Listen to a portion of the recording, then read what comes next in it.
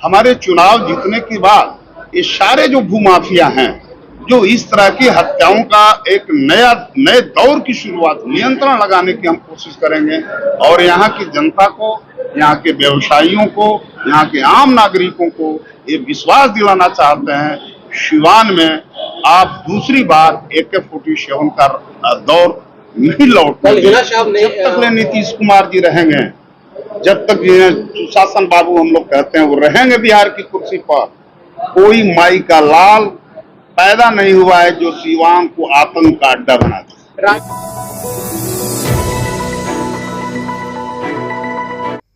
सिवान से एनडीए प्रत्याशी विजय लक्ष्मी कुशवाहा के पति जदयू नेता रमेश कुमार कुशवाहा ने आज जदयू नेताओं के साथ प्रेस वार्ता की। प्रेस वार्ता में रमेश कुमार कुशवाहा ने कहा कि चुनाव जीतने के बाद सिवान में भू माफियाओं पर नकेल कसी जाएगी। साथ ही उन्होंने कहा कि जब तक सूबे में नीतीश कुमार की सरकार है, किसी की माई के लाल की औकात नहीं है कि सिवान को अशांत कर सके। आइए सुनते हैं इस प्रेस वार्ता के दौरान रमेश कुमार कुशवाहा ने क्या कहा है। बोल रहे हैं कि भाई एनडीए की तरफ इशारा कर रहे हैं कि जीत कर हम जाएंगे एनडीए।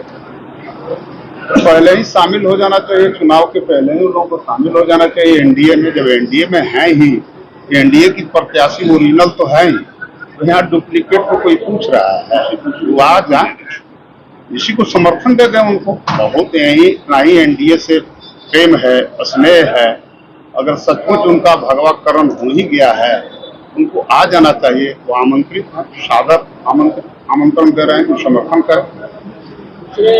कल की अगर बात की जाए तो कल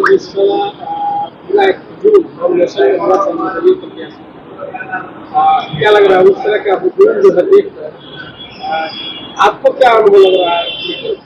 आपके साथ जो लोग दिखते हैं, कल भी एक भगवान दिखाई दे रहा था, उसको क्या आप देखिए, ऐसा है कि कल कौन लोग किए नहीं किए हमें कोई जानकारी नहीं है, और हमारा जो नामांकन होगा उसमें पॉलिटिकल किस्म के लोग हैं, राजनीतिक लोग आएंगे जो सचमुच चाहते हैं कि हम नरेंद्र मोदी जी को तीसरी बार प्रधानमंत्री बनाएं, जो लोग चाहते हैं कि हम नीतीश कुमार जी के हाथों को मजबूत करें, जो लोग चाहते हैं कि चिराग पासवान जी के हाथों को मजबूत करें, जो लोग चाहते हैं कि उपेंद्र कुशवाहा जी के हाथों को मजबूत करें, जो लोग चाहते हैं कि जीतनराम मांझी जी के हाथों को मजबूत करें। यानी एनडीए के जितने समर्थक लोग हैं राजनीतिक रूप से, ये लोग हमारे साथ आएंगे।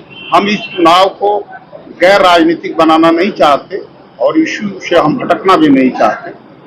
कल अभी आपने एक बात कहा था खासकर बहरिया में कि जो भी मुद्दे हैं, सीमान के मुद्दे नहीं बल्कि सेंट्रल के मुद्दे को होने चाहिए चुनाव, जबकि आमतौर पे ये प्रयास होना चाहिए कि कम से कम जो लोकल मुद्दे हैं वो भी कम से कम देखा जाए। तो ये आपको कहने का मतलब सिर्फ आप मोदी जी के चेहरे के ऊपर फिर क्या?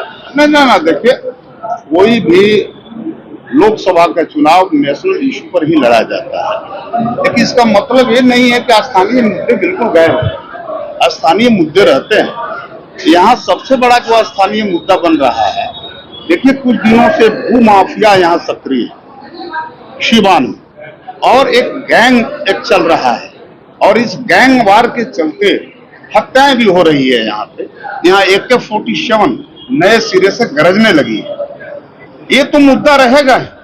हमारे चुनाव जीतने के बाद ये सारे जो भूमाफिया हैं, जो इस तरह की हत्याओं का एक नए दौर की शुरुआत किए हैं, इस पर माननीय मुख्यमंत्री से मिल करके, हम एनडीए की सरकार से मिल करके, यहाँ के डिप्टी सीएम सम्राट चौधरी से मिल करके, विजय सिन्हा से मिल करके इस पर नियंत्रण लगाने की हम कोशिश करेंगे और यहाँ की जनता को, यहाँ के व्यवसायियों को, यहाँ के आम नागरिकों को ये विश्वास दिलाना चाहते हैं, सिवान में आप दूसरी बार AK-47 का दौर नहीं लौट। कल हिना साहब ने सदर अस्पताल को लेकर के एक बड़ा बयान दिया। उन्होंने कहा कि सदर अस्पताल दलालों का अड्डा हो गया है, स्वास्थ्य सुविधाएं चरमरा गई है, वहां पे दवाएं बैंडेज वगैरह नहीं मिल पाता है, क्योंकि सरकार आप लोगों की है। उनका ये कहना कहां तक सही है? देखिए, ऐसा है कि वो पहले कहां थी, आज से माने ठीक साल भर पहले किस दल के साथ खड़ी थी, इनके लिए कंपेनिंग करती थी, और उनके राज्य में, उनके पतिदेव के राज्य में शासन काल में स्वास्थ्य व्यवस्था की क्या स्थिति हुआ करती थी? एक डॉक्टर नहीं रहता था, ऊर्जा तक नहीं लिखा जाता था, एक मेडिसिन नहीं रहता था हॉस्पिटल में, लेकिन आज हर लोगों का इलाज उसी सदर अस्पताल में हो रहा है गरीबों का। और पहले की तुलना में देखिएगा, चाहे छोटे छोटे सरकारी अस्पताल हो, मैरवा जैसे जगहों पर, बड़हरिया जैसे जगहों पर लाइन लगी रहती है अस्पतालों में। तो आप कहने के लिए जो कुछ कहिए, लेकिन थोड़ा अपने गिरेबान में झांक लेना चाहिए कि मेरे राज्य में और मेरे दौर में क्या क्या होता था। हम ऐसे लोगों को नोटिस नहीं लेते हैं। ऐसे लोग हाइप क्रिएट करते हैं ताकत के बल पर, बाहुबल के बल पर। अब सिवान की जनता इस बात को समझती है कि इसमें कुछ है नहीं, कोई दमखम नहीं है, और सिवान की जनता एनडीए के साथ मुस्तैदी से खड़ा होगी। सर 2019 में जो माहौल था सिवान का, 47 की बात हो रही है सरकार आपकी, कि आज भी सिवान में भय का वातावरण है क्या?